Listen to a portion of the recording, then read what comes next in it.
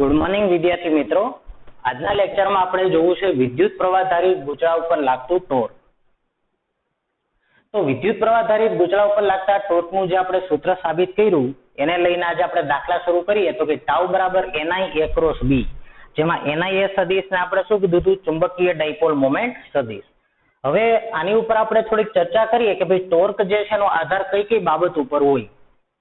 તો કે ટોર્કનો આધાર જે છે એ જેમ આટાની સંખ્યા વધારે હશે એમ ટોર્ક વધુ લાગશે, પ્રવાહ વધુ હશે એમ ટોર્ક વધુ લાગશે, ક્ષેત્રફળ સદિશ મોટો હશે એમ ટોર્ક વધુ લાગશે, ચુંબકીય ક્ષેત્ર વધારે હશે એમ ટોર્ક વધુ લાગશે. એટલે કે ટોર્કનો આધાર NI A B ઉપર તો હોય જ, પણ A અને B વચ્ચેના ખૂણા ઉપર પણ રહેલો છે. જુઓ તો એટલે કે ટાઉ બરાબર શું આવે? NI AB sin theta, NI AB sin theta બરાબર. જેમાં NI એટલે ચુંબકીય ડાયપોલ મોમેન્ટ છે. આમ ટોર્કનો આધાર છે NI AB ઉપર તો રહેલો છે, પણ સાથે સાથે M અને B વચ્ચેના ખૂણા ઉપર પણ રહેલો છે. બીજું અહીંયા ક્રોસ ગુણાકાર આવે છે તો A અને B સદિશને લંબ રૂપે ટોર્ક હશે. ટોર્ક કોને અનુલક્ષીને હશે? A અને B ને લંબ રૂપે અહીંયા ટોર્ક લાગશે. એટલે ટોર્કની દિશા હશે એ હંમેશા ચુંબકીય ક્ષેત્ર અને ક્ષેત્રફળ સદિશને કઈ રીતે શક્ય છે? લંબ રૂપે શક્ય છે. બરાબર. તો આ એક વાત થઈ.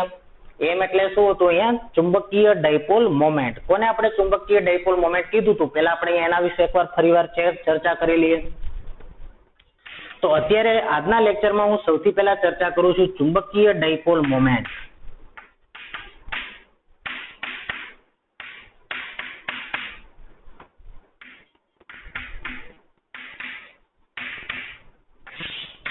ચુંબકીય ડાયપોલ મોમેન્ટ બરાબર, જેને આપણે સદિશ M વડે બતાવીએ છીએ અથવા તો એને મ્યુ વડે પણ દર્શાવવામાં આવે આ રીતે.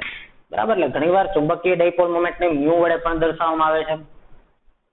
પછી આપણે આને લઈ અને દાખલા શરૂ કરીએ ટેક્સ્ટ બુકના. તો પહેલા આપણે સમજી લઈએ ફરી એકવાર ચુંબકીય ડાયપોલ મોમેન્ટ આપણે કોને કીધું હતું? તો કે કોઈ પણ લૂપમાંથી જ્યારે વિદ્યુત પ્રવાહ વહે આ રીતે, કોઈ પણ લૂપમાંથી જ્યારે વિદ્યુત પ્રવાહ વહેતો હોય, બરાબર, એક લૂપ છે, માની લો કે આમાંથી I જેટલો પ્રવાહ વહેતો હોય અને આ લૂપનું ક્ષેત્રફળ A છે. જો લૂપનું ક્ષેત્રફળ A હોય તો ત્યારે આ લૂપની ચુંબકીય ડાયપોલ મોમેન્ટ એને કઈ રીતે ડિફાઇન કરવામાં આવે? M is equal to IA. અને વિચારો કે આ લૂપને N આટા હોય તો શું થશે? ચુંબકીય ડાયપોલ મોમેન્ટ M બરાબર NIM. બોલો એનો એકમ શું થશે? તો કે ચુંબકીય ડાયપોલ મોમેન્ટનો એકમ થશે એમ્પિયર ઇન્ટુ મીટર સ્ક્વેર. એ કેવી રાશિ છે? તો કે સદિશ રાશિ છે. આવું આપણે અહીંયા લખી શકીએ. બીજું તમને એ અહીંયા ખબર છે કે ભાઈ જ્યારે કોઈ પણ લૂપમાંથી વિદ્યુત પ્રવાહ વહેતો હોય તો લૂપ પોતે એક મેગ્નેટ બની જાય છે. આપણે અગાઉ ભણી ગયા રિંગનું ચુંબકીય ક્ષેત્ર આપણે મેળવ્યું હતું. વિદ્યુત પ્રવાહધારિત રિંગ હોય તો એની અક્ષ ઉપર આપણે ચુંબકીય ક્ષેત્ર આપણને મળતું હતું. એટલે કે રિંગમાંથી કે લૂપમાંથી વિદ્યુત પ્રવાહ પસાર કરો તો શું ઉત્પન્ન થશે? ચુંબકીય ક્ષેત્ર ઉત્પન્ન થશે. અને ચુંબકીય ક્ષેત્ર તો N અને S ધ્રુવ વડે ઉત્પન્ન થાય. મતલબ કે અહીંયા પણ NS ધ્રુવ આવી ગયા હશે. હવે તમે અહીંયા જુઓ કે એ ચુંબકીય ક્ષેત્રની દિશા આપણે કઈ રીતે નક્કી કરતા હતા? તો કે આંગળીઓ જો તમે પ્રવાહની દિશામાં વીંટાળો તો અંગૂઠો તમને ચુંબકીય ક્ષેત્રની દિશા આપે. તો જો તું આંગળીઓને આમ વીંટાળું આમ, તો આનું ચુંબકીય ક્ષેત્ર આ રીતે હશે, બહાર તરફની દિશામાં. અને જો એનું ચુંબકીય ક્ષેત્ર બહાર તરફની દિશામાં હોય તો કયો એવો ચુંબકનો ધ્રુવ છે જેમાંથી ચુંબકીય ક્ષેત્ર રેખાઓ બહાર આવે? N ધ્રુવમાંથી. તો આ ધ્રુવ જે છે એ આપણા માટે N ધ્રુવ બની ગયો. રિંગ તો એક જ છે, બરાબર, પણ આ બાજુનો ધ્રુવ N છે તો એની પાછળનો ધ્રુવ કયા ધ્રુવ તરીકે વર્તે?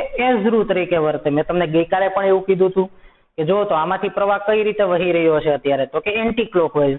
એન્ટી ક્લોકવાઇઝ પ્રવાહ વહેતો હોય તો જો તો તમારા માટે એન્ટી ક્લોકવાઇઝ, તમે સામે ઊભા છો એટલે, તો મારા માટે ક્લોકવાઇઝ થયો. તો તમારા માટે N ધ્રુવ છે તો આ બાજુનો ધ્રુવ મારા માટે કયો ધ્રુવ બની ગયો? S ધ્રુવ બની ગયો. જો પ્રવાહ આ રીતે વહેતો હોય સમઘડી દિશામાં તો ચુંબકીય ક્ષેત્ર રેખા અંદર તરફ, તો કયા ધ્રુવમાં ચુંબકીય ક્ષેત્ર રેખા દાખલ થાય? S ધ્રુવમાં. તો તમારી તરફનો જે ધ્રુવ છે એ કયા ધ્રુવ તરીકે વર્તે? S ધ્રુવ તરીકે વર્તે. બરાબર. આમ કોઈ પણ રિંગમાંથી જ્યારે વિદ્યુત પ્રવાહ પસાર કરવામાં આવે તો એને પણ બે ધ્રુવો મળે છે, એક N ધ્રુવ અને બીજો S ધ્રુવ. અને જ્યારે બે ધ્રુવો હોય તો ઈ બે ધ્રુવોથી બનતી રચના એને શું કહેવાય? ડાયપોલ. યાદ કરો તો પ્લસ અને માઇનસ બે વિદ્યુતીય ધ્રુવો હતા તેને આપણે વિદ્યુત ડાયપોલ કહેતા હતા. તો અહીંયા રિંગમાંથી જ્યારે વિદ્યુત પ્રવાહ પસાર કરવામાં આવે છે તો રિંગને પણ પોતાના બે ધ્રુવો મળે છે, એક N ધ્રુવ એક S ધ્રુવ. તો રિંગ પોતે પણ એક ચુંબકીય ડાયપોલ છે.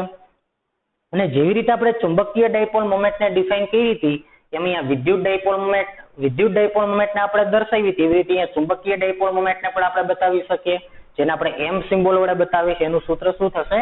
NIA અથવા તો IA.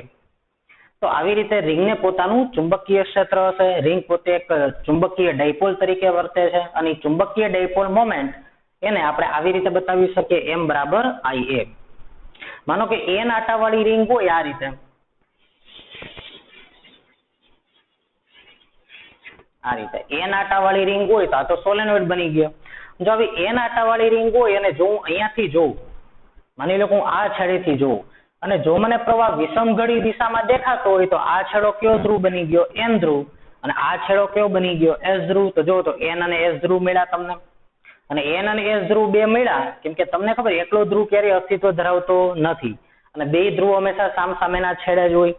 તો ઓલો N ધ્રુવ, તો આ કયો ધ્રુવ થયો? S. કારણ કે તમે જો અહીંયાથી જોશો તો તમને અહીંયા પ્રવાહ કઈ દિશામાં દેખાશે? સમઘડી. અને ઓલી બાજુથી કઈ દિશામાં પ્રવાહ દેખાય છે? વિષમઘડી. તો આને કહેવાય ચુંબકીય ડાયપોલ અને એની ચુંબકીય ડાયપોલ મોમેન્ટ કેટલી હશે?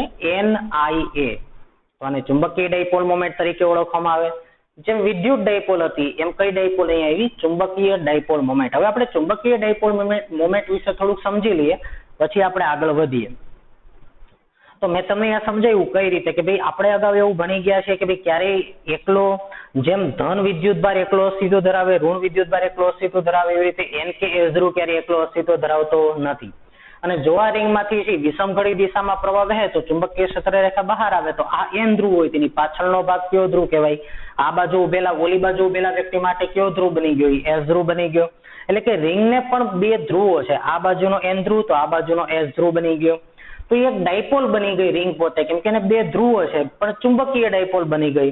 તો રિંગમાંથી જ્યારે વિદ્યુત પ્રવાહ પસાર કરવામાં આવે, કોઈ પણ લૂપમાંથી પ્રવાહ પસાર કરવામાં આવે તે પોતે ચુંબક બની જાય છે. અને એની દિશા કઈ રીતે નક્કી કરવાની કે ભાઈ કયો N ધ્રુવ કયો S ધ્રુવ? તો જો ચુંબકીય ક્ષેત્ર રેખા જ્યાંથી ચુંબકીય ક્ષેત્ર રેખાઓ બહાર આવે એ N ધ્રુવ, જ્યાં ચુંબકીય ક્ષેત્ર રેખા દાખલ થાય S ધ્રુવ. તો કેમ ખબર પડે ક્યાંથી રેખાઓ બહાર આવી? તો આપણે આંગળીઓને પ્રવાહની દિશામાં વીંટાળો, જો અહીંયાથી ચુંબકીય ક્ષેત્ર રેખા બહાર આવી એનો મતલબ કે આ કયો ધ્રુવ બની ગયો? N ધ્રુવ. પણ હવે એમ યાદ રાખવાનું કે વિષમઘડી પ્રવાહ તો N ધ્રુવ અને સમઘડી પ્રવાહ તો S ધ્રુવ. બરાબર ને? રિંગ પોતે ચુંબકીય ડાયપોલ બની ગઈ. પછી આપણે ચુંબકીય ડાયપોલ અને વિદ્યુત ડાયપોલની સરખામણી કરવી છે હમણાં, પણ અત્યારે હું તમને માત્ર ચુંબકીય ડાયપોલ મોમેન્ટને લઈ અને થોડાક હું તમને 2-3 દાખલા કરાવું છું, પછી આપણે આગળ વધીએ.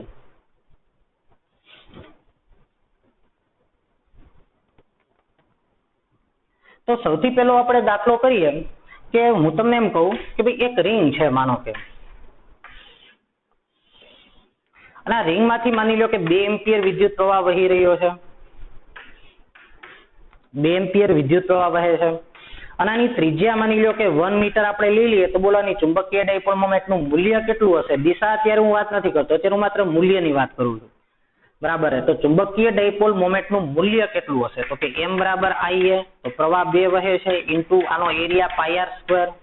તો 2 ગુણ્યા r કેટલા છે જો તો 1, તો r² પણ 1, અહીંયા પાઈ, તો આન્સર આવ્યો 2 પાઈ એમ્પિયર ઇન્ટુ મીટર સ્ક્વેર. હવે આપણે એની ડાયરેક્શનની ચર્ચા કરીએ, ચુંબકીય ડાયપોલ મોમેન્ટની દિશાની ચર્ચા કરીએ. તો ચુંબકીય ડાયપોલ મોમેન્ટની દિશા વિશે પણ મેં ગઈકાલે વાત કરી હતી, આજે પણ એના વિશે આપણે વાત કરી લઈએ ફરીવાર કે તમારે ચુંબકીય ડાયપોલ મોમેન્ટની દિશા નક્કી કરવી હોય તો અગાઉની જેમ જ કે તમારે જે દિશામાં પ્રવાહ વહેતો હોય એ દિશામાં તમારે આંગળીઓને ઘુમાવવાની. બરાબર. જો તો આ દિશામાં પ્રવાહ વહે છે તો આ રીતે જો હું આંગળીઓને આમ ઘુમાવું તો અંગૂઠો અંદર તરફ મળ્યો, અંગૂઠો અંદર તરફ ગયો મતલબ કે ચુંબકીય ડાયપોલ મોમેન્ટ આની કઈ દિશામાં છે? અંદર તરફ. અથવા તો એમ કહી શકાય કે જે લૂપનું સમતલ હોય એને લંબ રૂપે જમણા હાથનો સ્ક્રૂ ગોઠવો અને એ સ્ક્રૂને તમે પ્રવાહની દિશામાં ઘુમાવો તો એ જે દિશામાં આગળ વધે એ ચુંબકીય ડાયપોલ મોમેન્ટની દિશા થાય. તો સમઘડી દિશામાં જો તમે સ્ક્રૂને ફેરવો તો એ અંદર દાખલ થશે, એટલે કે ચુંબકીય ડાયપોલ મોમેન્ટ અંદર તરફ આવી. ખ્યાલ આવ્યો? તો ચુંબકીય ડાયપોલ મોમેન્ટની દિશા કેમ નક્કી કરવી? તો મેં તમને કીધું એમ કે તમારા આંગળીઓને જેવી રીતે તમે રિંગની ચુંબકીય ક્ષેત્રની દિશા નક્કી કરતા હતા એ જ રીતે તમારે ચુંબકીય ડાયપોલ મોમેન્ટ નક્કી કરવાની છે. ચુંબકીય ક્ષેત્ર જે દિશામાં હતું રિંગ માટે અને જેમ તમે નક્કી કરી લેતા હતા બસ એ જ દિશા ચુંબકીય ડાયપોલ મોમેન્ટની આવશે. તો આપણે કઈ રીતે ચુંબકીય ક્ષેત્ર નક્કી કરતા હતા રિંગનું? તો કે આંગળીઓને પ્રવાહની દિશામાં ઘુમાવવું, અંગૂઠો ચુંબકીય ક્ષેત્ર આપે. તો બસ એ જ વાત અહીંયા હું કરું છું કે આંગળીઓને પ્રવાહની દિશામાં ઘુમાવવો, અંગૂઠો છે તમને ચુંબકીય ડાયપોલ મોમેન્ટની દિશા આપશે. તો બોલો અહીંયા ચુંબકીય ડાયપોલ મોમેન્ટ કઈ દિશામાં આવી? અંદર તરફ. ઓકે, ચલો હજી એક આપણે દાખલો લઈએ. તો ઈ સવાલમાં હું તમને એમ પૂછું કે ભાઈ હાઇડ્રોજન એટમ છે એવો આપણે દાખલો અગાઉ ગણી ગયા કે ભાઈ માની લો કે હાઇડ્રોજન એટમ છે એમાં ઇલેક્ટ્રોન છે એ પ્રોટોનની આસપાસ વર્તુળની કક્ષામાં ગતિ કરતો હોય વિદ્યુત પ્રવાહ રચે છે. એ કેટલો વિદ્યુત પ્રવાહ રચે એ પણ મેં તમને કરાવ્યું હતું, I બરાબર EV. તો એના માટે જે આપણે સૂત્ર તાર્યું હતું બરાબર, I બરાબર E/T, અને E/T ઉપરથી આપણને એનું વિદ્યુત પ્રવાહ મળ્યો તો EV/2πr. ફરી એકવાર આપણે ચેક કરી લઈએ. જો ત્યાંથી ઇલેક્ટ્રોન વર્તુળની ગતિ કરતો હોય તો આ બિંદુ પાસે તમે ઉભા રહ્યો બરાબર, તો કેટલા સમયે ઇલેક્ટ્રોન ત્યાંથી નીકળશે? તો કે ઇલેક્ટ્રોનનો આવર્તકાળ જો કેપિટલ T હોય તો કોઈ પણ બિંદુ પાસેથી છે એ એકમ સમયમાં E જેટલો વિદ્યુત ભાર નીકળશે. આની ચર્ચા આપણે અગાઉ કરી ગયા. હવે તો કે V બરાબર 2πr/T. તો T બરાબર શું આવશે? 2πr/V.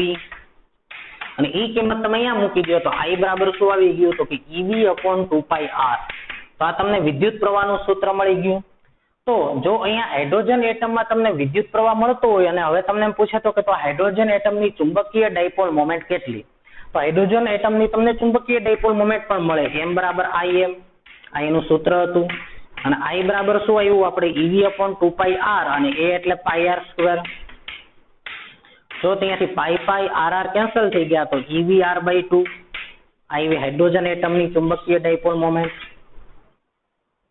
બરાબર, કઈ દિશા થશે એની? માની લો કે હું તમને એમ કહું કે ઇલેક્ટ્રોન આ રીતે ફરે છે, ચાલો બોલો તો ચુંબકીય ડાયપોલ મોમેન્ટની દિશા કઈ થશે? આંગળીઓને તમે પ્રવાહની દિશામાં ઘુમાવો અને આંગળીઓને જો તમે પ્રવાહની દિશામાં ઘુમાવો તો અંગૂઠો છે તમને ચુંબકીય ડાયપોલ મોમેન્ટની દિશા આપે. જેવી રીતે રિંગનું ચુંબકીય ક્ષેત્ર નક્કી કરતા હતા બસ એ જ રીતે ડાયપોલ મોમેન્ટ આપણે નક્કી કરવાની છે. જે દિશામાં ચુંબકીય ક્ષેત્ર આવતું હતું એ જ રીતે ચુંબકીય ડાયપોલ મોમેન્ટ આવશે. તો ચાલો જુઓ તો ઇલેક્ટ્રોન આમ ફરે છે અને ઇલેક્ટ્રોન આમ ફરતો હોય તો વિચારો તો વિદ્યુત પ્રવાહ આમ રચાય એમ કહેવાય. તો વિદ્યુત પ્રવાહ ઇલેક્ટ્રોનના પ્રવાહની વિરુદ્ધ દિશામાં હોય તો વિદ્યુત પ્રવાહ આમ રચાય છે તો આની પણ ચુંબકીય ડાયપોલ મોમેન્ટ કઈ દિશામાં આવશે? અંદર તરફ આવશે. ચાલો હજી વધીએ આગળ એમાં.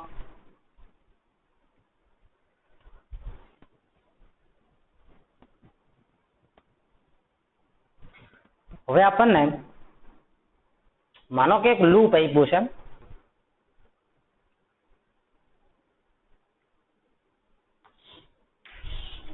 માનો કે x અક્ષ, y અક્ષ,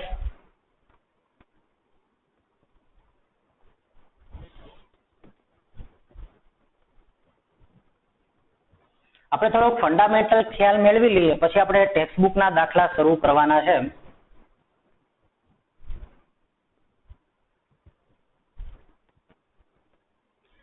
અત્યારે હું તમને મેઇન તો ચુંબકીય ડાયપોલ મોમેન્ટ વિશે ચર્ચા આપણે કરીએ છીએ. તો જુઓ તો માનો કે આ y અક્ષ હોય, આ x અક્ષ હોય બરાબર, અને z અક્ષ બહાર તરફ તમને એક લૂપ આપ્યું છે. માનો કે એક લંબચોરસ લૂપ આપ્યું છે. આ બાજુની લંબાઈ A, આ બાજુની લંબાઈ B, વિદ્યુત પ્રવાહ આ દિશામાં વહી રહ્યો છે અને વિદ્યુત પ્રવાહના મૂલ્યને હું I કહી દઉં. તો બોલો તો તમને એમ કે આની ચુંબકીય ડાયપોલ મોમેન્ટ કેટલી? તો બોલો ચુંબકીય ડાયપોલ મોમેન્ટ કઈ રીતે આવશે? M બરાબર IM અને M બરાબર IA. તો કરો તો M બરાબર IA કઈ રીતે આવશે? તો બોલો આનો એરિયા AB થશે. તો IAB. બોલો ચુંબકીય ડાયપોલ મોમેન્ટની દિશા પ્રવાહ કઈ રીતે છે? જુઓ તો સમઘડી દિશામાં, તો અંદર તરફ, અને અંદર તરફ એટલે -k. હવે આમાં કેવી રીતના સવાલ પૂછાઈ શકે? તો જો આપણે એનાથી થોડુંક એડવાન્સ સ્ટેપ લઈએ.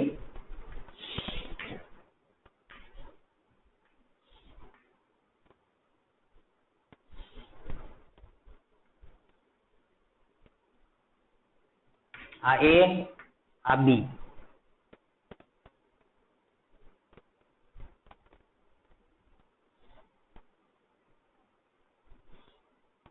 માનો કે આ રીતે તમને આપ્યું હોય એ બી, માની લો કે આ છે બી અને આ છે એ બી બરાબર. આ રીતનું તમને એક સમતલ આપ્યું છે. પેલું સમતલ આ રીતે આપ્યું છે, બીજું સમતલ આમ આપ્યું છે. આવા બે સમતલો તમને આપી દીધા માનો કે, અને જો આવા બે સમતલો અહીંયા આપણને આપ્યા હોય આ રીતે આપણે દોરીએ,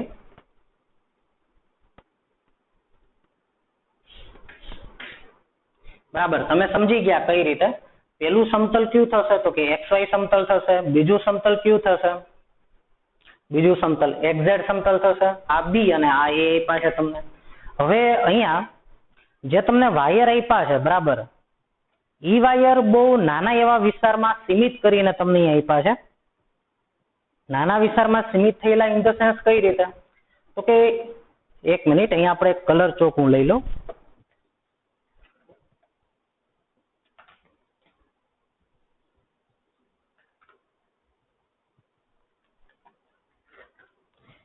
જો તો અહીંયા હવે તમને જે અહીંયા વાયર આપ્યા છે લૂપના, ઈ લૂપ આ રીતે છે.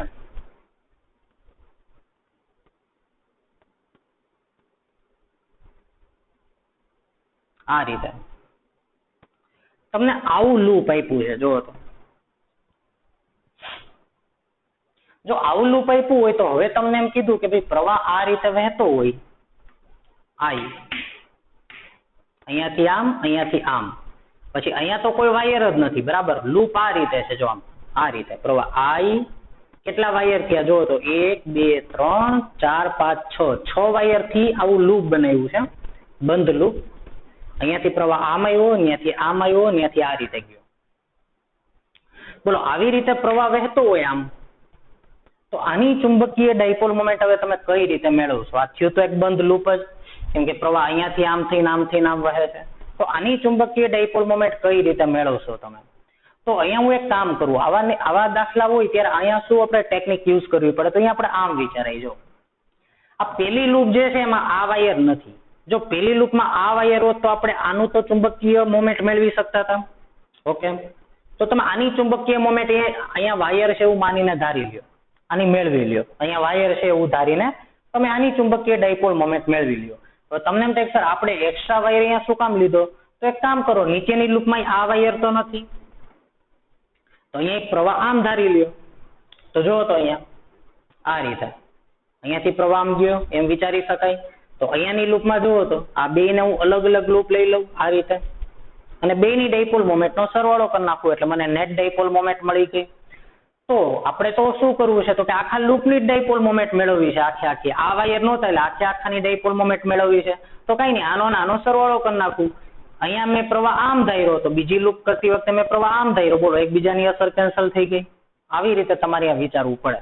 તમે એમ કીધું કે ભાઈ અહીંયા શું કામ વાયર લીધો, તો અહીંયા મેં વાયર લીધો તો મેં એક પ્રવાહ આમ લીધો, તો બીજા કેસમાં આ લૂપ માટે હું ગણું છું ત્યારે હું પ્રવાહ આમ લઈ લઉં એટલે એકબીજાની અસર કેન્સલ થઈ ગઈ એમ વિચારી શકાય.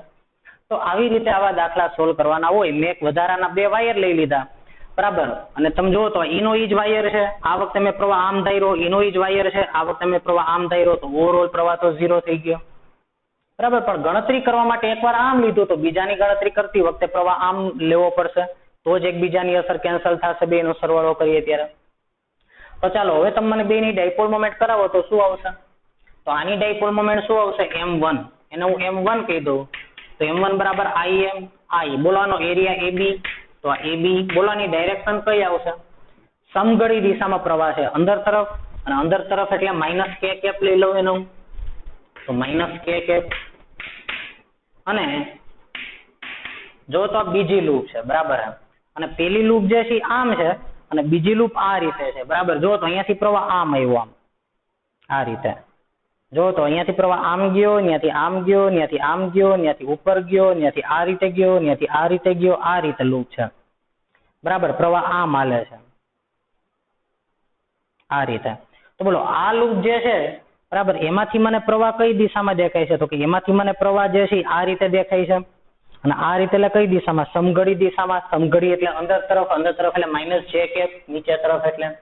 તો અહીંયા આવશે m બરાબર I area AB into -j cap. કેમ કે આપણું સૂત્ર છે m બરાબર IA, એટલે area AB into j cap. બરાબર, કેમ કે કોઈ પણ સદિશ હોય ને દર્શાવવા માટે મૂલ્ય ગુણ્યા એકમ સદિશ, તો જો તો મૂલ્ય ગુણ્યા એકમ સદિશ. હવે આ બે નો સરવાળો કરી નાખો, તો આ બે નો સરવાળો કરો તો કુલ ડાયપોલ મોમેન્ટ કેટલી મળી ગઈ? IAB minus k cap IAB minus j cap. તો બોલો આ બે નો સરવાળો શું આવ્યો? IAB minus j cap minus k cap. બરાબર, તો આ પરિણામી ડાયપોલ મોમેન્ટ થઈ IAB minus j cap minus k cap. આ બે નો સરવાળો કર્યો, નો ખબર પડી હોય તો જો તો આ રીતે m બરાબર શું આવ્યું? IAB minus k cap plus IAB minus j cap. IAB common લઈ લ્યો તો IAB, તો અંદર શું આવ્યું? Minus j cap minus k cap, ampere into metre square.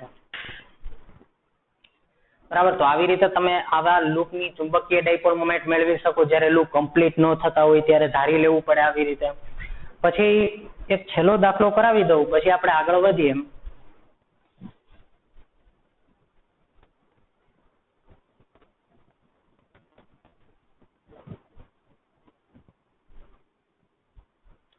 તો અહીંયા જો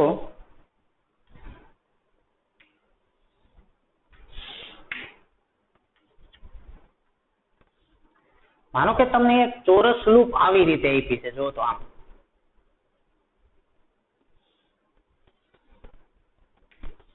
ચોરસ લૂપ છે આ, અને 37 ડિગ્રી નો અહીંયા એંગલ બન્યો, અને એની દરેક બાજુની લંબાઈ જે છે 5 એકમ છે. બરાબર, 5 એકમ માની લ્યો. દરેક બાજુની લંબાઈ એની કેટલા એકમ છે? 5 એકમ. જો તો આવી રીતે કે ભાઈ આ જે સમતલ છે, બરાબર, એ જો આમ હોય તો કયું સમતલ કહેવાય? આને XY સમતલ કહેવાય. પણ આ આમ નથી, આમ કરીને 37 ડિગ્રી આમ છે, જો તો આમ. એટલે આ એંગલ કેટલો બન્યો? 37 ડિગ્રી. જો આ એંગલ 37 ડિગ્રી હોય, દરેક બાજુની લંબાઈ કેટલી છે? 5, 5 અને 5. તો પેલા તો ક્ષેત્રફળ સદિશ કઈ રીતે મેળવાય એ મેં તમને પેલા શીખવાડી દીધું છે. જ્યારે મેં તમને ફ્લક્સ શીખવાડ્યું ત્યારે ક્ષેત્રફળ સદિશ મેળવતા મેં તમને શીખવાડ્યું છે. તો તમારે શું કરવાનું હતું કે બે સદિશનો જો તમે ક્રોસ ગુણાકાર કરો તો તમને આનો ક્ષેત્રફળ સદિશ મળી જાય. પાસેના બે સદિશોના ટેલ ભેગા કરી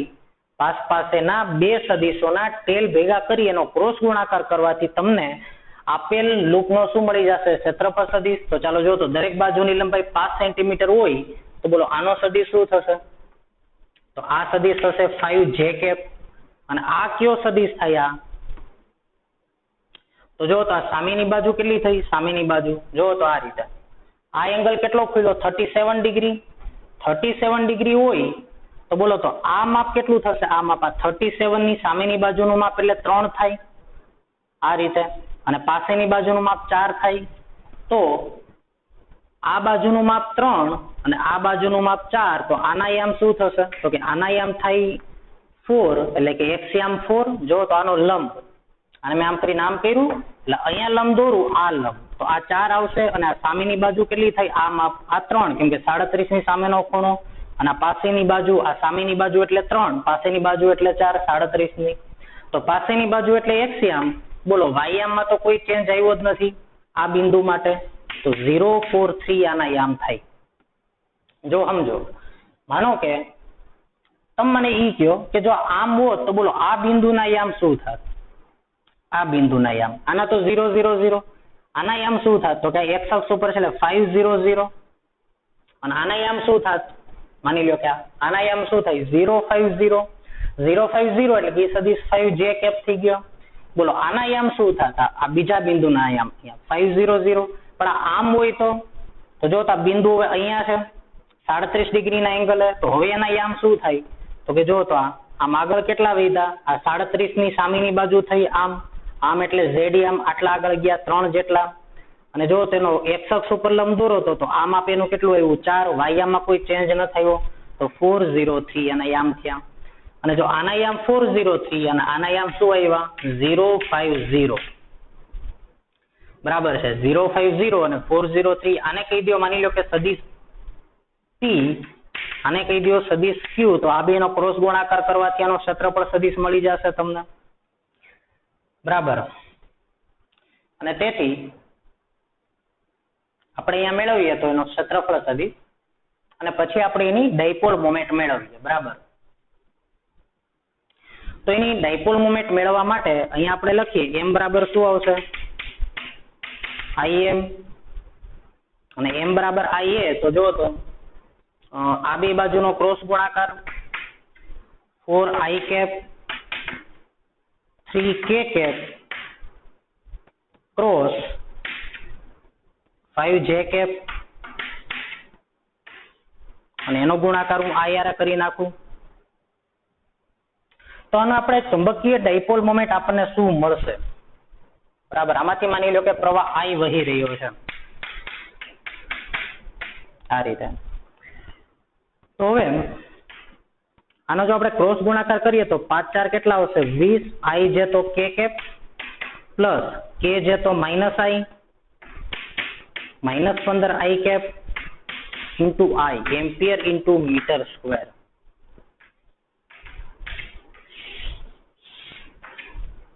તો આ રીતે તમને આવી રીતના દાખલા હોય એની ચુંબકીય ડાયપોલ મોમેન્ટ મળશે, બરાબર. જો ન ખબર પડે તો આમાં કઈ બહુ તમારે ડીપમાં પડવાની જરૂર નથી, પણ માત્ર તમને ખબર પડે કે ભાઈ ચુંબકીય ડાયપોલ મોમેન્ટ એ શું છે એટલા માટે મેં તમને ખાલી આ વસ્તુને રિયલાઇઝ કરાવવા માટે મેં તમને આ દાખલા કરાવ્યા હતા. હવે આપણે ફરી પાછા આપણા ટોપિકમાં આવી જઈએ, ચુંબકીય ડાયપોલ મોમેન્ટ. તો હવે આપણે જે ચુંબકીય ડાયપોલ મોમેન્ટ વિશે સમજવું છે એ આપણે વિદ્યુત ડાયપોલ મોમેન્ટ ઉપરથી સમજવાનું રહેશે, કારણ કે મેગ્નેટિઝમ અને ઇલેક્ટ્રોનિક્સની અંદર, બરાબર, વિદ્યુત શાસ્ત્ર અને ચુંબકીય શાસ્ત્રની અંદર મોટા ભાગની સિમિલારિટી આવશે, અને સિમિલારિટી આવે તો અહીંયા હું લખું પેલા વિદ્યુત ડાયપોલ.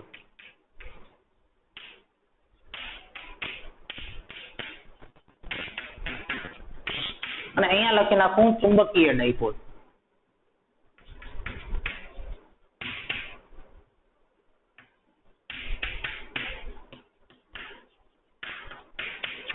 વિદ્યુત ડાયપોલ અને ચુંબકીય ડાયપોલ. તો વિદ્યુત ડાયપોલ અને ચુંબકીય ડાયપોલ માટે આપણે ચર્ચા કરવી છે. તો બોલો પેલા વિદ્યુત ડાયપોલ જે છે, બરાબર, એમાં પેલું કે બેન આપણે કયા સિમ્બોલ વડે બતાવીએ, તો કે આને P સિમ્બોલ વડે બતાવીએ. તો ચુંબકીય ડાયપોલ મોમેન્ટ જે છે એને આપણે કયા સિમ્બોલ વડે બતાવીએ, તો એને આપણે છે m વડે અથવા તો મ્યુ વડે બતાવીએ છીએ આ રીતે. બીજું, બે વચ્ચે ટોટલી સિમિલારિટી છે. 5મા ચેપ્ટરમાં આપણે એના અમુક સૂત્રો સાબિત કરશું, અહીંયા એના સૂત્રો સીધા સ્વીકારી લેશું, બરાબર. બીજું એ કે ભાઈ P બરાબર શું હતું, તો કે P બરાબર હતું 2aq. બે માંથી એક વિદ્યુત ભારનું મૂલ્ય, બે વચ્ચેનું અંતર, એમાં બે વિદ્યુત ભારો હતા પ્લસ અને માઇનસ. તો અહીંયા બે ધ્રુવો છે N અને S. એક ધ્રુવ N હશે અને બીજો ધ્રુવ શું હતો, S. જેમ કે યાદ કરો તો મેં તમને હમણાં એક સોલેનોઇડ જેવું દોરીને બતાવ્યું હતું. માની લો કે એનો એક ધ્રુવ N છે તો બીજો ધ્રુવ કયો છે, S.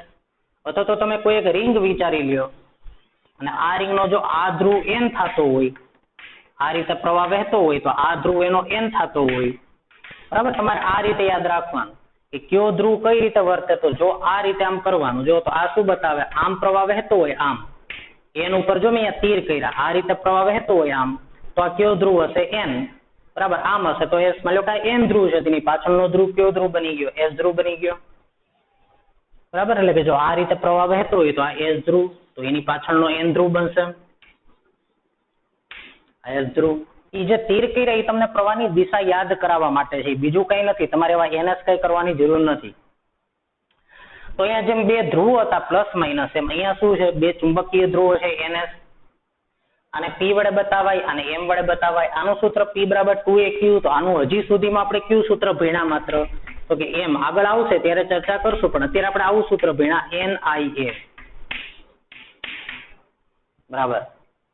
આની દિશા કઈ હોય ચુંબકીય ડાયપોલ મોમેન્ટની, તો ચુંબકીય ડાયપોલ મોમેન્ટની દિશા જે છે ઈ લેવામાં આવે છે ઋણ થી ધન.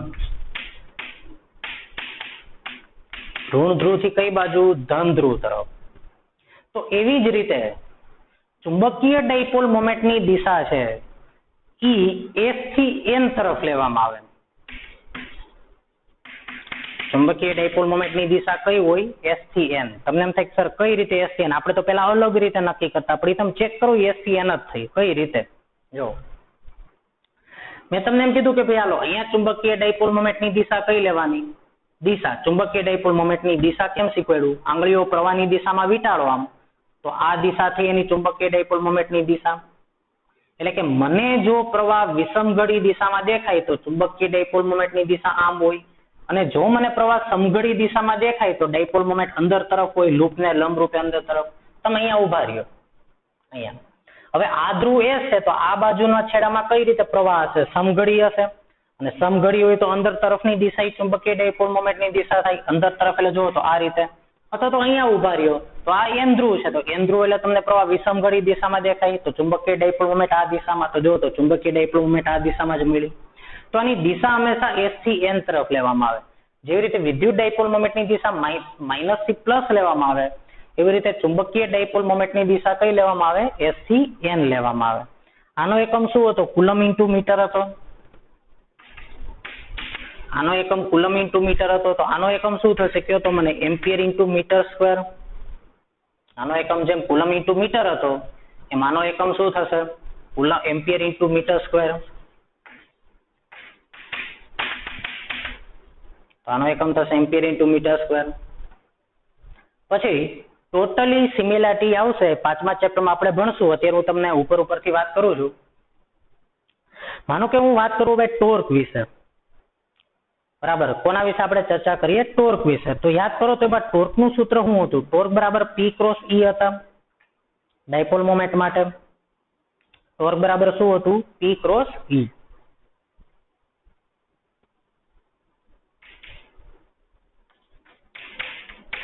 તો જ્યારે તમે એને બાહ્ય વિદ્યુત ક્ષેત્રમાં જો તમે ડાયપોલને રાખી દો, તેના ઉપર લાગતા ટોર્કનું સૂત્ર P ક્રોસ E હતું, તો અહીંયા પણ ટોર્ક લાગશે.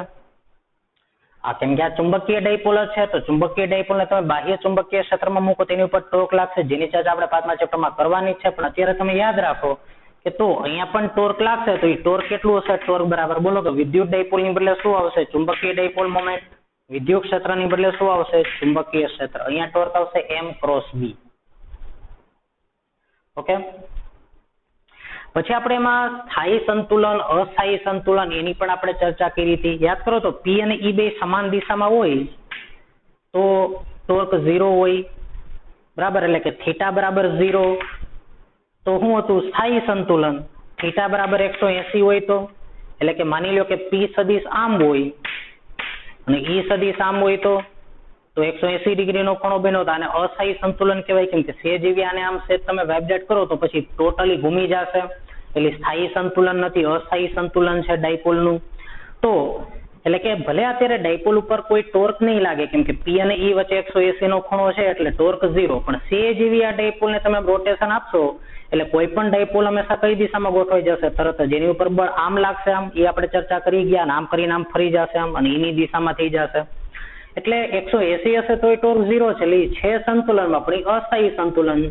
0 નો ખૂણો હોય તો સ્થાયી સંતુલન, અને 90 નો ખૂણો હોય તો સંતુલનમાં નથી, એમ આપણે કહેતા. બસ એવું જ અહીંયા કે જો અહીંયા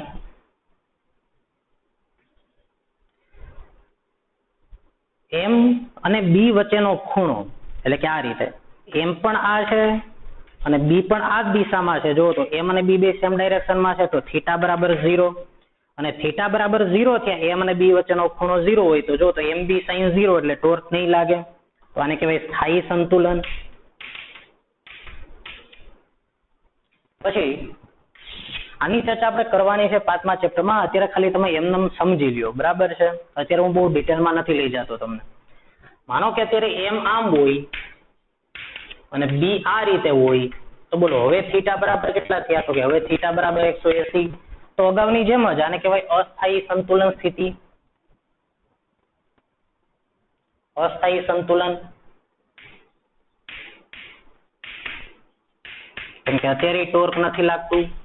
અને જો થીટા બરાબર 90 ડિગ્રી હોય, માની લો કે B આમ હોય, M આમ હોય, બે વચ્ચેનો એંગલ 90 ડિગ્રી હોય તો અહીંયા ડાયપોલ સંતુલનમાં નથી. એવું આપણે કહી શકીએ અસંતુલિત અવસ્થા. આને શું કહેવાય? સ્થાયી સંતુલિત અવસ્થા, અસ્થાયી સંતુલિત અવસ્થા, અને આ અસ્થાયી અવસ્થા કહેવાય એને, બરાબર. અહીંયા કોઈ સંતુલન નથી, અસ્થાયી અવસ્થા. તો આવી રીતે આપણે ડાયપોલ માટે પણ વિચારી શકીએ, સંતુલનમાં છે, ક્યારે સંતુલનમાં નથી, સ્થાયી સંતુલનમાં છે, ક્યારે અસ્થાયી સંતુલનમાં છે. આવી બધી ચર્ચા આપણે 5મા ચેપ્ટરમાં કરશું. બરાબર, અત્યારે આ બધું તમારે યાદ રાખવાનું છે. પછી બીજી એક અહીંયા હું તમને વાત કરી દઉં કે ભાઈ માની લો કે જો ડાયપોલ સંતુલનમાં છે, જો ડાયપોલ સંતુલનમાં હોય તો એમ અને બી વચ્ચેનો ખૂણો કેટલો થાય? 0 ડિગ્રી. એમ અને બી વચ્ચેનો ખૂણો કેટલા ડિગ્રી થશે? 0 ડિગ્રી. અને જો એમ અને બી વચ્ચેનો ખૂણો 0 ડિગ્રી થાય ત્યારે સ્થાયી સંતુલનમાં આપેલ લૂપમાંથી મહત્તમ ફ્લક્સ પસાર થશે. સમજાવું, હું તમને આકૃતિ દોરીને જોઉં અહીંયા.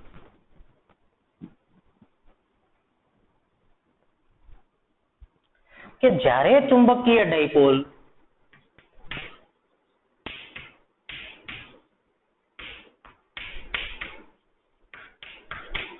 સ્થાયી સંતુલનમાં હોય ત્યારે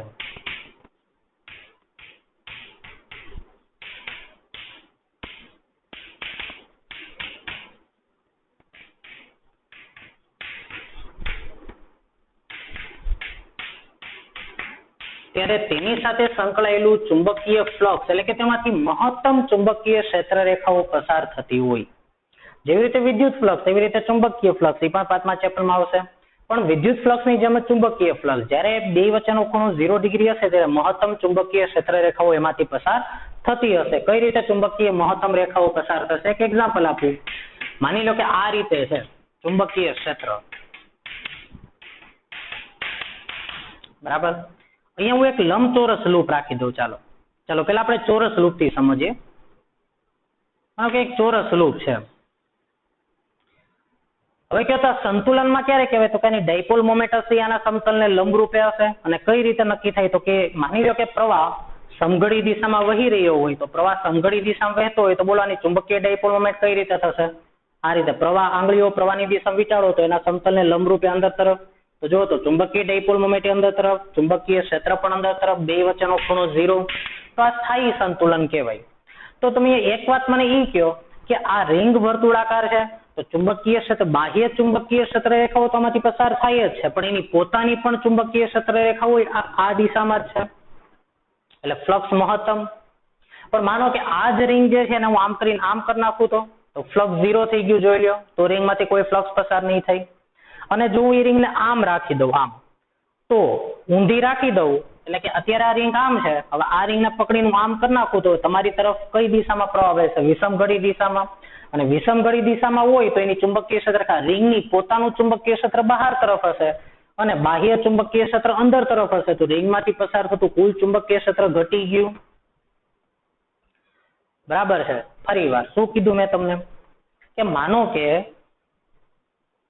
રિંગ છે એમાં છે તે સમઘડી દિશામાં પ્રવાહ વહે છે, એટલે એની ડાયપોલ મોમેન્ટ અંદર તરફ, બાહ્ય ચુંબકીય ક્ષેત્ર છે એ અંદર તરફ, એટલે કે રિંગમાંથી મહત્તમ ચુંબકીય ક્ષેત્ર પસાર થશે, મહત્તમ ચુંબકીય ફ્લક્સ પસાર થશે જ્યારે θ 0 હોય ત્યારે, સંતુલનમાં હોય ત્યારે.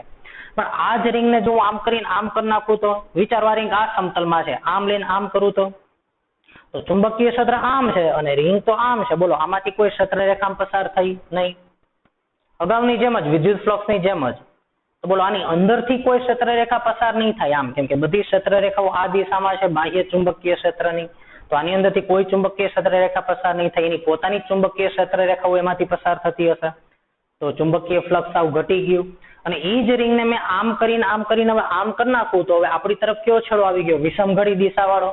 તો રિંગનું પોતાનું ચુંબકીય ક્ષેત્ર આમ, બાહ્ય ચુંબકીય ક્ષેત્ર આમ, તો બે વિરુદ્ધ દિશામાં છે, એટલે પરિણામી ચુંબકીય ક્ષેત્ર ઘટી જાય. તો આમ કઈ સ્થિતિમાં? તો કે 180 ડિગ્રીમાં, 90 ડિગ્રીમાં કે 0 ડિગ્રી? તો કે 0 ડિગ્રી હશે ત્યારે એમાંથી પસાર થતી ચુંબકીય ક્ષેત્ર રેખા મહત્તમ હોય. એક બીજી વાત અહીંયા તમે એવું વિચારી શકો છો તો કે સ્થાયી સંતુલન સ્થિતિની અંદર માનો કે એક લંબચોરસ લૂપ છે. ચાલો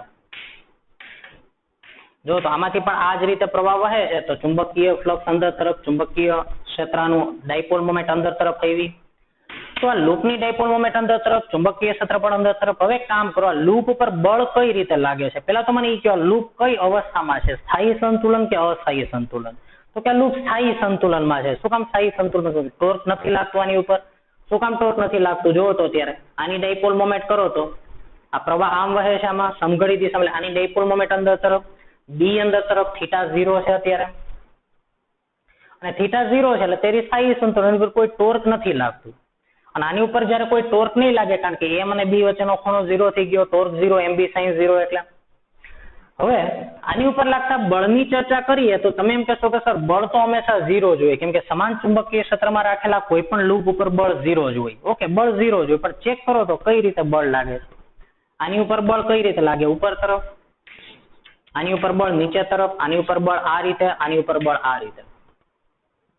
છે સ્થાયી સંતુલન અવસ્થા. અને આવી રીતે બળ લાગતા હશે તો તમે એવું કહી શકો કે હું તમને એમ કહું તો કે આ બહુ નબળો તાર છે, એકદમ નબળો તાર છે, એકદમ પાતળો એવો તાર છે જેમાંથી પ્રવાહ વહે છે, અને એને તમે જેમ ધારો એમ વાળી શકો છો. તો બોલો આ બળના લીધે આ આમ થશે, આ આમ થશે, આ વાયર ઉપર બળ લઈ ગયા, એટલે પરિણામી બળ 0 છે. પરિણામી બળ 0 એટલે કોઈ રેખીય ગતિ નહીં થાય, એ ત્યાં જ રહેશે. પણ આનો શેપ બદલાશે, બોલો શેપ બદલાઈને કેવો થઈ જશે?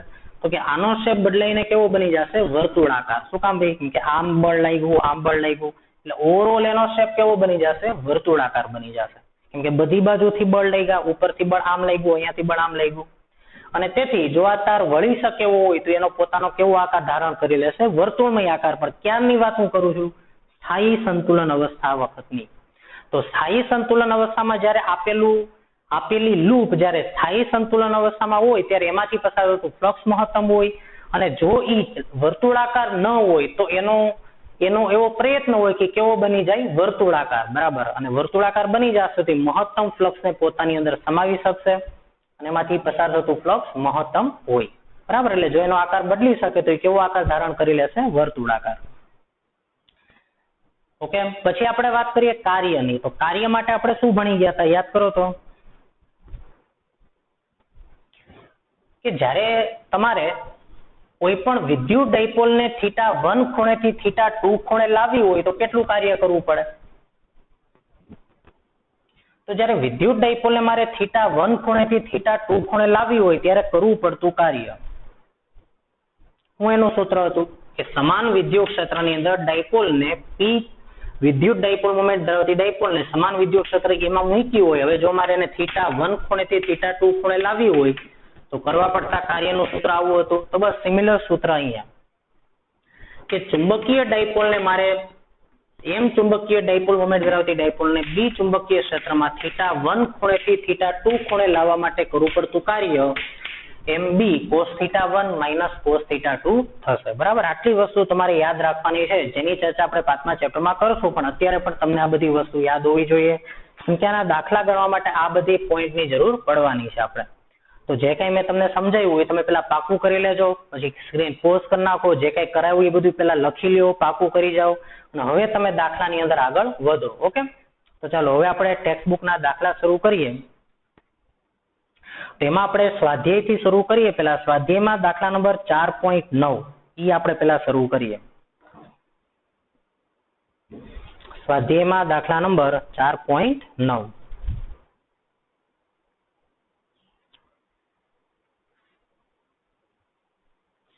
તો 4.9 ની અંદર તમને એવું કહેવામાં આવ્યું છે કે 10 સેન્ટીમીટર બાજુઓ વાળા એક ચોરસ ગૂંચળાને 20 આટા છે.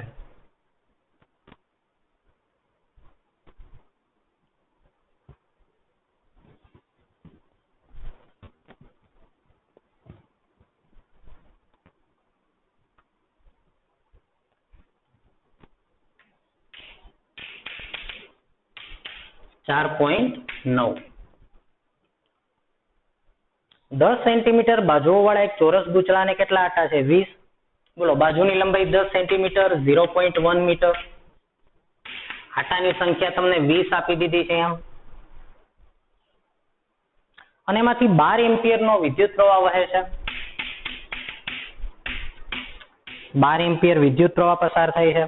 આ ગૂંચળું શિરોલંબ સમતલમાં લટકાવેલું છે અને 0.80 ટેસ્લાનું ચુંબકીય ક્ષેત્ર બરાબર ઈ એની સાથે કેટલો ખૂણો બનાવે છે? 30 ડિગ્રીનો કોણ બનાવે છે. તો ગૂંચળાના સમતલનો લંબ 0.80 ટેસ્લાના સમક્ષિતિજ ચુંબકીય ક્ષેત્ર સાથે કેટલો ખૂણો બનાવ્યો? 30 ડિગ્રીનો. એટલે આ રીતે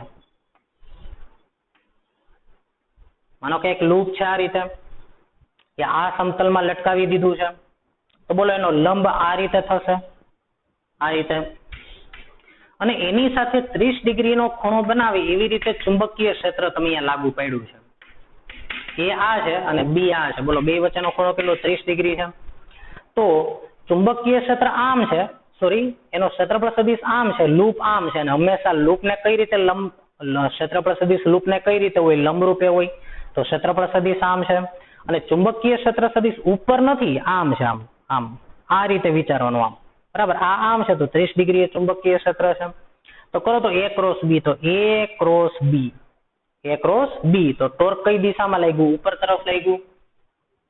તેથી અહીંયા લાગતું તમારે ટોર્ક મેળવવાનું છે.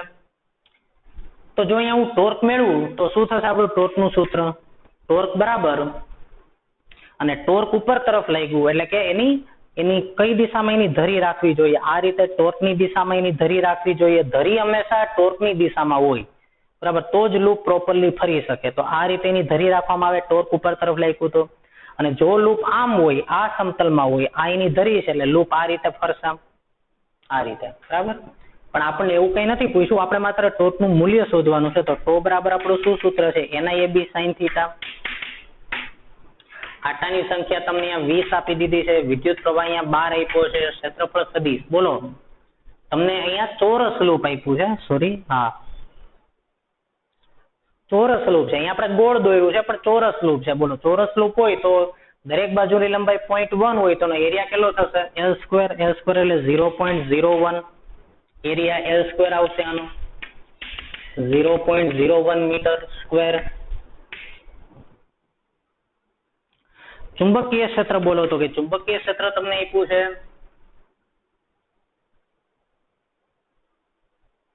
0.80 ટેસ્લા. આ ચુંબકીય ક્ષેત્ર આપણને આપ્યું છે. અને ખૂણો બોલો તો કેટલો ખૂણો છે? sin 30, અને sin 30 એટલે કેટલા આવશે? 1/2. આનું સાદરૂપ આપી દો. આનું સાદરૂપ આપવાથી આપણને જવાબ મળે છે 0.96 newton into metre. 0.96 newton into metre. આ રીતે આપણને અહીંયા ટોર્ક મળશે. 4.9 દાખલો થઈ ગયો.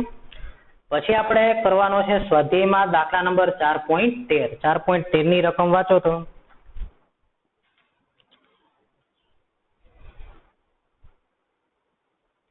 તો 4.13 માં એવું કહેવામાં આવ્યું છે કે 1 ટેસ્લા જેટલા નિયમિત સમક્ષિતિ ચુંબકીય ક્ષેત્રમાં 8 સેન્ટીમીટર ત્રિજ્યા અને 30 આંટા ધરાવતું વર્તુળાકાર ગૂંચળું લટકાવેલ છે.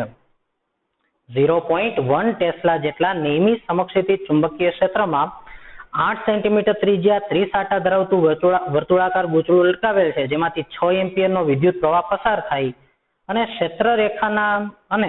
ક્ષેત્રરેખાઓ ગૂંચળાના લંબ સાથે, ગૂંચળાનો લંબ એટલે ક્ષેત્રફળ સદિશની દિશામાં હોય, તો ગૂંચળાના લંબ સાથે એટલે કોની સાથે? ક્ષેત્રફળ સદિશ સાથે. કેટલો ખૂણો બનાવે? 60 ડિગ્રીનો કોણ બનાવે.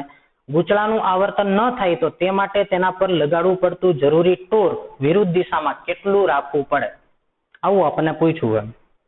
તો ચલો અહીંયા આપણે પેલા રકમ તમે પેલા ફરી એકવાર ધ્યાનથી વાંચો.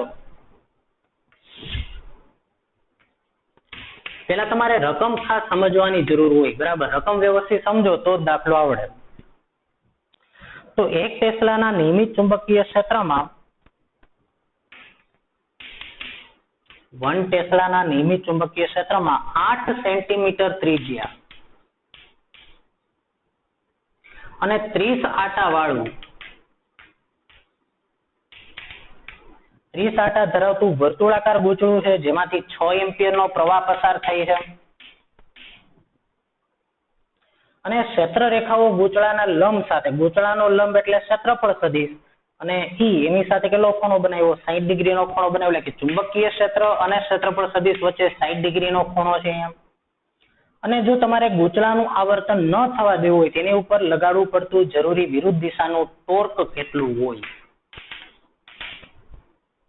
તો આ પુનઃસ્થાપક બળ જેવી વાત થઈ કે ભાઈ કોઈ પણ પદાર્થ ઉપર બળ લાગતું હોય અને તોય તમારી પદાર્થને ગતિ ન થવા દેવી હોય તો તમારે વિરુદ્ધ દિશામાં એટલું જ બળ લગાડવું પડે. એમ અહીંયા જેટલું ચુંબકીય ક્ષેત્ર વડે ટોર્ક લાગશે એટલું જ ટોર્ક આપણે એની વિરુદ્ધ દિશામાં લગાડવું પડે. માની લો કે ગૂંચળું છે આમ ફરતું હોય ને એની ઉપર આટલું ટોર્ક લાગે તો મારે એની વિરુદ્ધ દિશામાં એટલું ટોર્ક ઉત્પન્ન કરવું પડે તો જ ગૂંચળું સ્થિર રહી શકે. એટલે મારે આ ગૂંચળાનું આવર્તન ન થવા દેવું હોય તો મારે કેટલું ટોર્ક લગાડવું પડશે? તો કે જેટલું અહીંયા ટોર્ક ચુંબકીય ક્ષેત્ર વડે લાગે છે એટલું જ, અને વિરુદ્ધ દિશામાં આપણે એટલું ટોર્ક લગાડવું પડશે. તો બસ એ જ આપણે શોધવાનું છે. તો પેલા આપણે એ શોધીએ ચુંબકીય ક્ષેત્ર વડે કેટલું ટોર્ક લાગે છે. તો એ ટોર્કનું સૂત્ર ટાઉ બરાબર આપણું શું સૂત્ર હતું? એના એ બી સાઇન થીટા હતું, તો બી ના sine theta.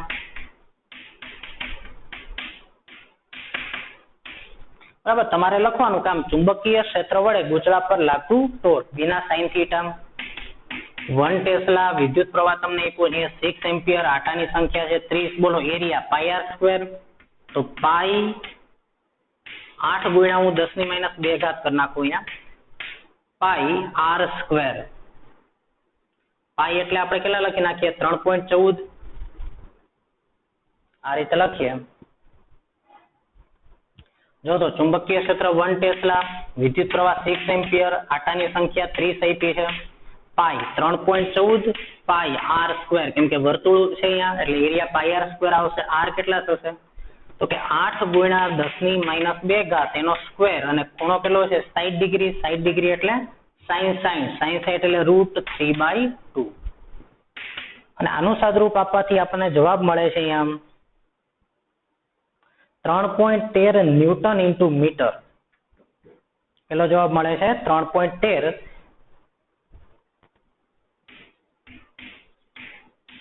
Newton into metre.